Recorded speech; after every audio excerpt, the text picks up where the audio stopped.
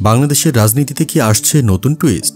তীব্র জুলুম, দীর্ঘকালীন দমন-পীড়নের পর এক ব্যালটে এক হতে চলেছে সব ইসলামপন্থী দল। জাতীয় নির্বাচনের আগে মাঠে নামছে এক বিশাল ইসলামী ঐক্য। জামায়াত, চরমোনাই, খেলাফত, জমিয়ত সবাই এখন এক প্ল্যাটফর্মে।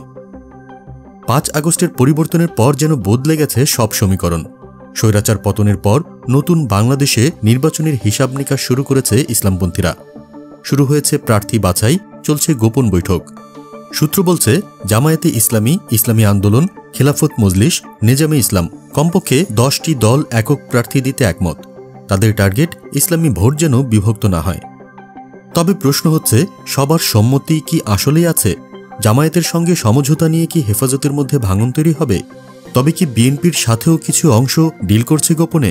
এই দ্বন্দ্ব কি ইসলামী ঐক্যের পথে বড় বাধা হয়ে দাঁড়াবে, নাকি সময়ের চাপে সবাইকে এক ব্যালটে এনে ফেলবে বাস্তবতা? বৈঠক হয়েছে জামায়াত আমিরের নেতৃত্বে।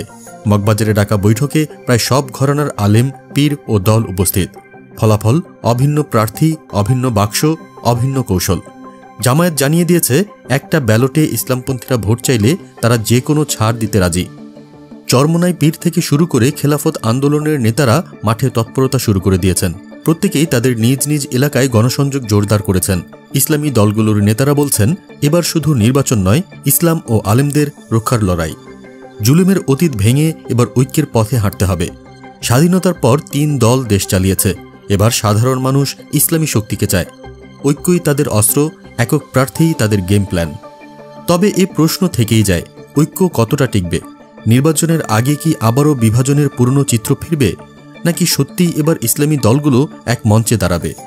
গণভোটের আগেই মানুষ সিদ্ধান্ত নিতে চাইবে, আসছে কি ইসলামপন্থীদের বিজয়ের সময়? রাজনৈতিক অঙ্গন উত্তপ্ত, ইসলামী দলের নেতারা ব্যস্ত প্রার্থী বাছাইয়ে। ঐক্যের ডাকে সাড়া দিয়েছেন আলেমরা, পীর মাশায়েখরা, রাজনৈতিক দলগুলো। নির্বাচনের দামামা বেজে গেছে।